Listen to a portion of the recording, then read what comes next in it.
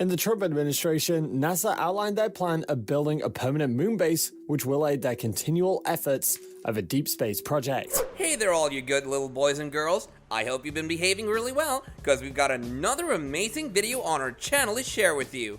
Pack your bags, because we're going to the moon. Well, not right now at the moment, but luckily, many space agencies have solid plans to get humans to the moon within the next decade. This list contains details about how humans could be living on the moon in 10 years from now. Number 6. NASA's plans for 2024. Through their Artemis program, NASA aims to send humans to the moon by 2024. Now, this timeline may be a bit optimistic, but it's still amazing to realize that they are truly trying to get there within this decade. The space agency revealed their plans in a report that was put out last year. In this report, they detailed that the humans could have a presence at the moon's south pole by 2024. The file contained a number of plans, including an Artemis base camp. It said that this program is meant to be a long-term base for lunar exploration, most likely located at the moon's south pole. Number 5. How it would be achieved. Dreaming about settling on the moon is good, but having concrete plans is even better. In this area, NASA has you covered. In order to get humans to the base of the moon, NASA plans to have an orbiting space station around the moon, which will then serve as a base for lunar landers to come and go. This idea doesn't seem that difficult because we already have an Earth orbiting space station that has been in operation since the turn of the century. Number 4. Competition on the moon. As you and others might assume, NASA isn't the only space agency to have plans to colonize and land on the moon.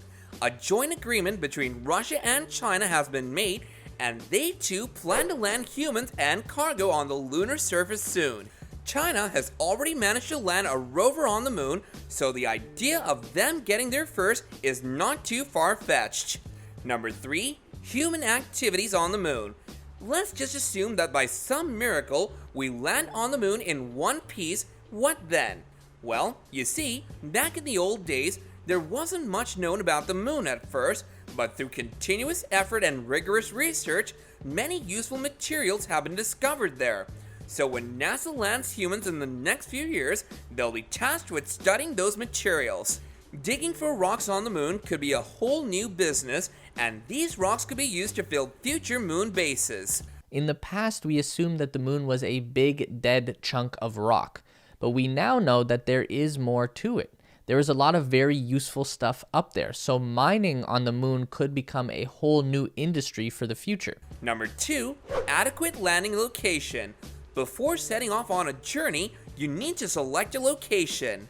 NASA has been busy doing that for a long time now, and it hasn't been easy.